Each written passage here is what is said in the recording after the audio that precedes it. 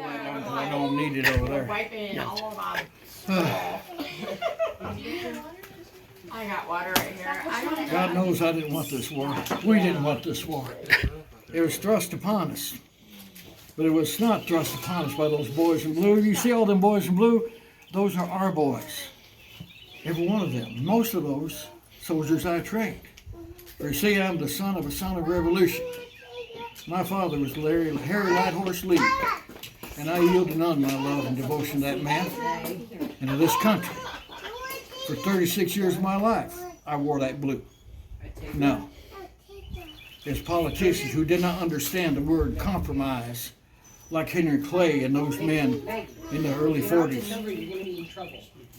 There's those newspaper editors who wanted out of the sensationalism selling papers, gave away our very union.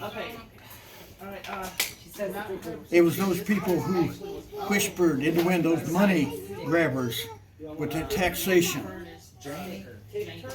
This was a terrible time, you know. And I devoted my life to this country. For 36 years I served. You see, I wanted to follow my father's footsteps because he was a great warrior. He served for 7 years under George Washington. The very room I was born in, there at Stafford Hall, was the room that two of the signers of the Declaration of Independence, my granduncles, my great-uncles, Francis and Richard, were born in that same room where I was born.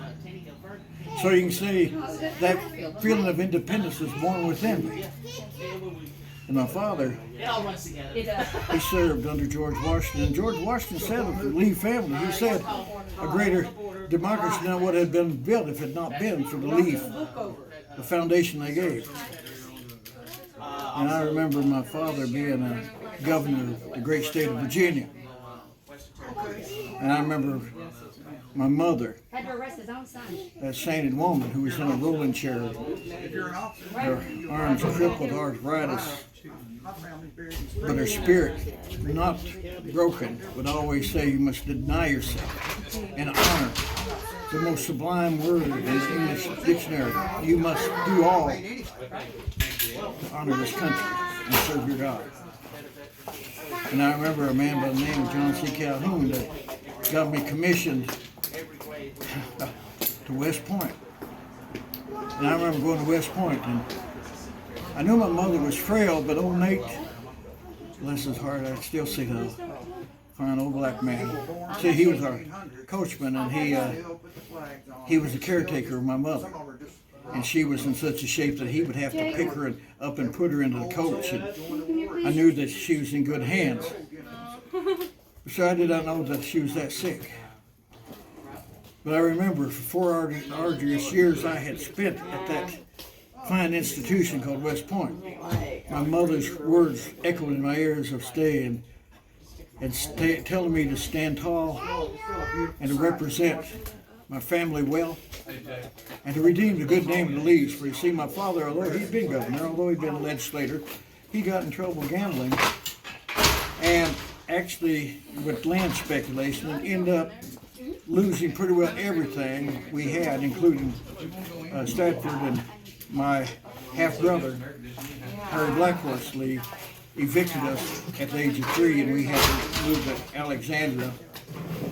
And my father went to debtor's prison. When he came out, he was a different man, a good man, but he was changed. And I remember 1811, I was just a young boy, around 3.5. I still remember him, though. He would talk about this new war that was coming and how he was against it. And so there was a little paper that had moved from Baltimore and had moved to, I believe the town was Georgetown. I believe it was in Maryland. I can't remember, a young child's mind. But anyway, it's called the Republic, and it was totally against the war. And people would demonstrate in front of it, and they would throw rocks through the window, and they did vile things. And so they asked my father to come and talk to the mob that was in front.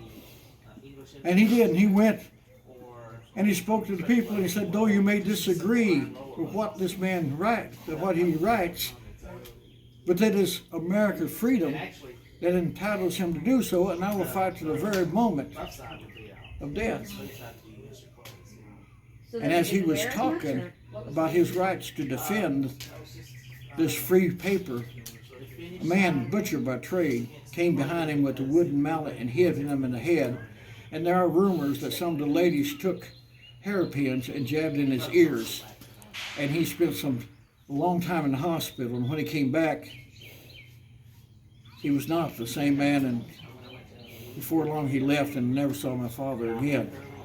And so I was determined at West Point to retrieve that great name of Lee and honor my mother and the Fitzhughs and the Lees and the Carter family that my mother was relation to. For 4 years I went there and I did not receive one demerit. My fellow students called me the man of marble. And I graduated second in my class. And I remember the man beat me by 6 points. And it's all in a particular field. I beat him in math and other areas. Right, Mackenzie? And a lot of people said, well, what was his name? Yeah, Well, I remember him well. He was a friend of mine. His name was Charles Mason. But I will And he say later this. became a judge. I said When I that boy came drives me home- crazy, but he's a good boy. And to my horror, Did Andrew my go mother with was her? deathly sick.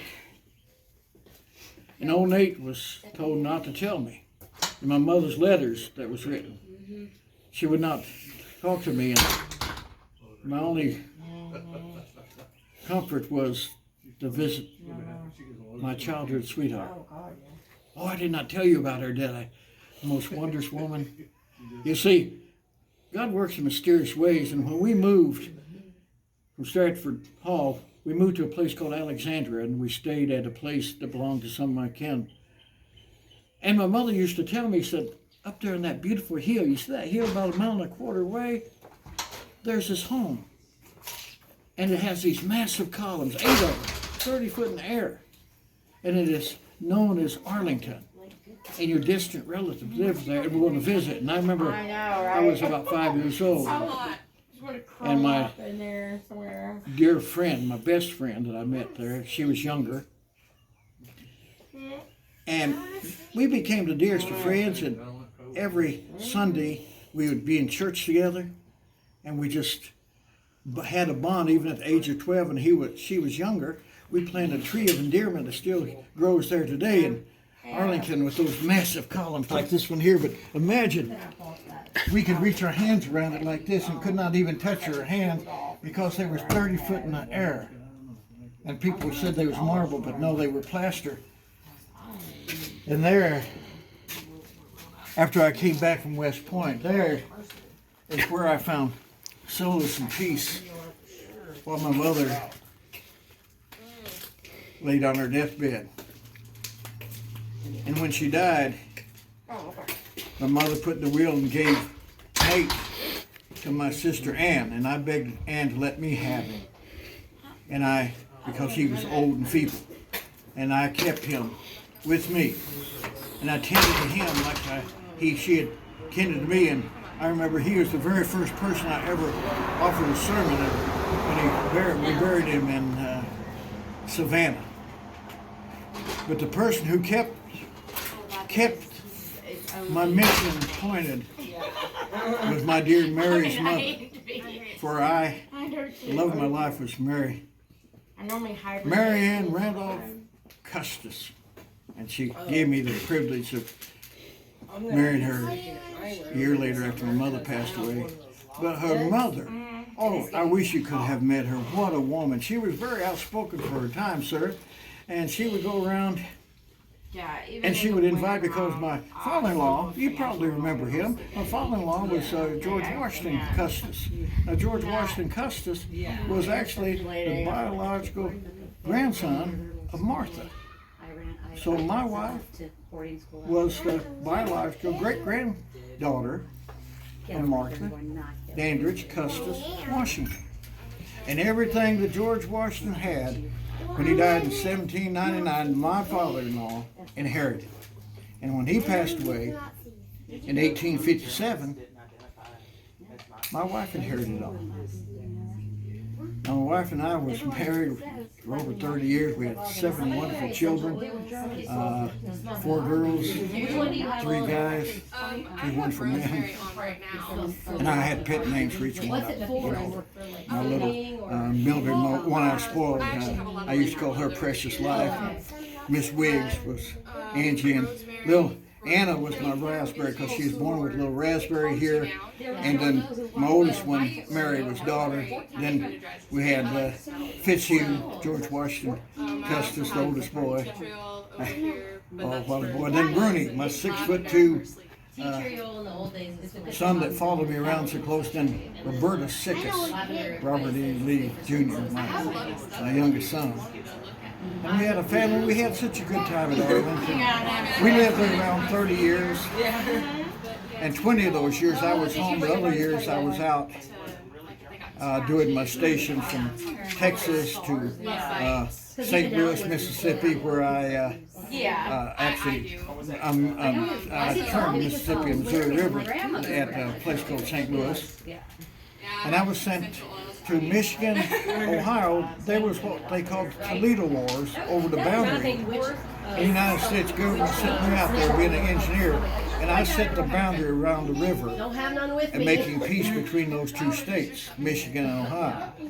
Then I was sent to Fort Monroe, and I was sent all over the country. I'm not bragging, sir. I just, well, I got to do it. I remember 2 tours out in Texas at San Antonio, going out through there. And I remember my very first experience with Native Americans, American Indians. I remember seeing one, and I believe he was a Comanche. And he was on the hill, and he went that way, and I chose to go that way, because I didn't know what was behind that hill, and he didn't know what was behind the other hill. I know, I love your bag. And isn't that great? I remember in '61, I came home to settle some state of affairs because it had been in disarray, and for 5 years I had the obligation and the duty and the honor of fulfilling my father-in-law's and my mother-in-law's wishes of freeing the 172 plus slaves of Arlington, a place called Rum and Coke, another place called the White House where Martha owned, that George Washington actually proposed to her. And I was settling affairs when there was a knock on the door. And I was a colonel, newly appointed colonel, full colonel. And there was a young lieutenant, and he saluted me, handed me a little piece of paper. And I stuck it in here. I need not read it, for I knew what it was. And he said, "Sir, the President of the United States requires your presence." And my lovely wife, she was in a rolling chair, much like my mother, with the crippling arthritis. And she looked up at me and said, "My captain." You see, sir, no matter my rank, she always called me her captain because I was the captain of her heart. She said, "My captain, I fear the news is dire." And I said, "It is what we have dreaded." And I called for my horse, Darling Grace. I brought Darling Grace from the Mexican War, where I served for 2 years under Winfield Scott. A lot of people called him Fuss and Feathers because he was so in tune. But he took a liking to me, and I was on his staff. And I remember after one thing that for cruise, I had been slightly wounded and came in and gave my report before passing out. He said to me, he said, if given the opportunity, Captain Lee proved to be the greatest captain of the H's. And I often think how I must have disappointed him. But I had a little Darling Grace saddle, and I went out and got in the saddle, as was the custom of Arlington. A lot of the house servants, Selena Gray, I love Selena Gray, we all love Selena Gray, and Old Perry, and Turner Hall was out there, and William McLee. And as I got on my horse, Old Perry comes to me, put that hand on my leg, and looked at me and said, "He's all praying for you, Marshal." For see, they knew what was coming.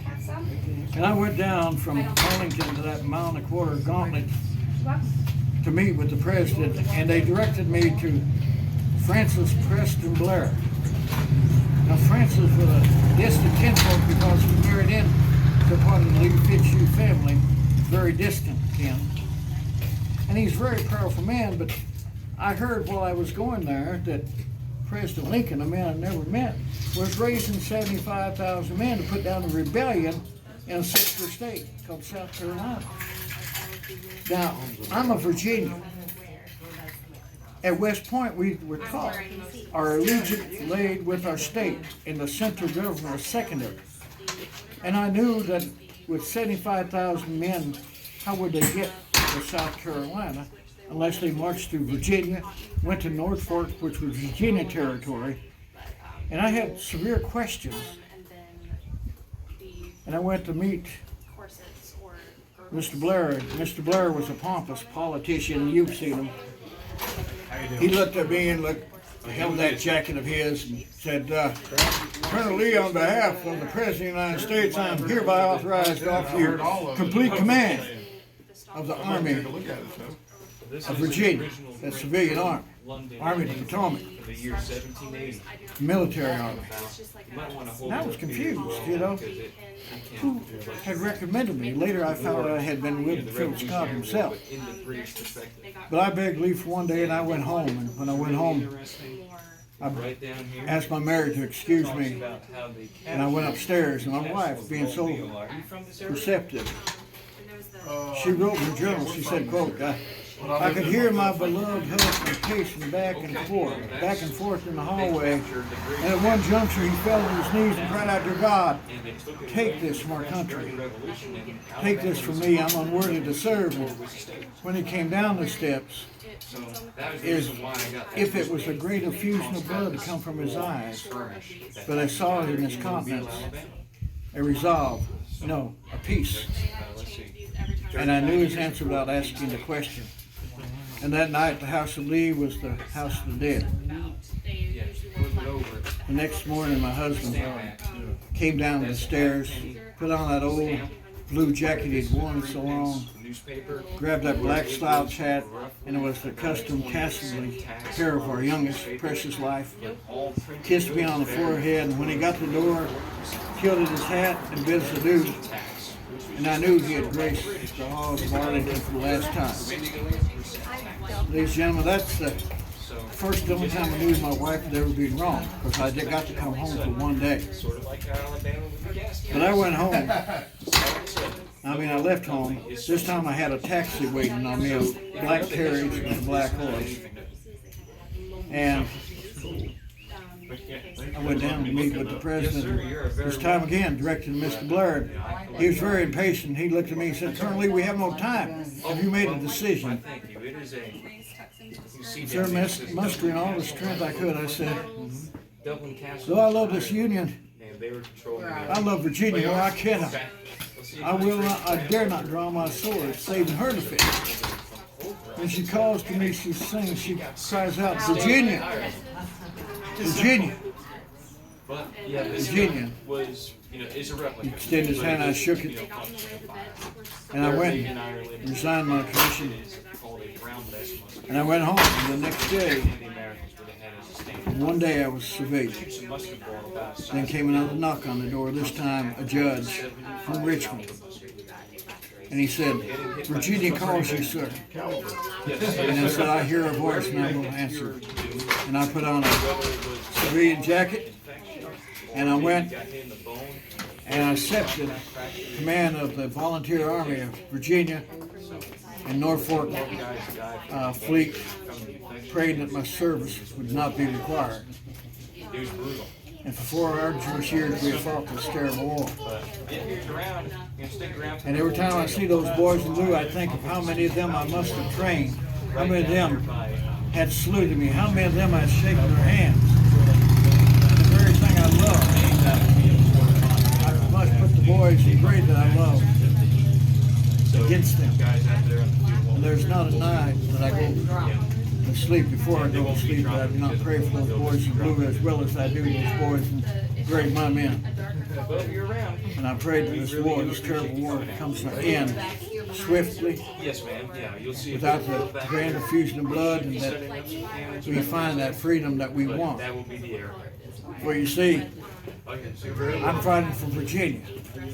If Virginia had stood the ground for the North, I would surely have fought for the North. But I fought for the Legions of Virginia, and we decided to join the rest of the states. And that is where we are today on this great battlefield, getting ready to engage those friends from across the river. I cannot call them enemy. And today we will see what happens here at Kelly's Fort. Thank you.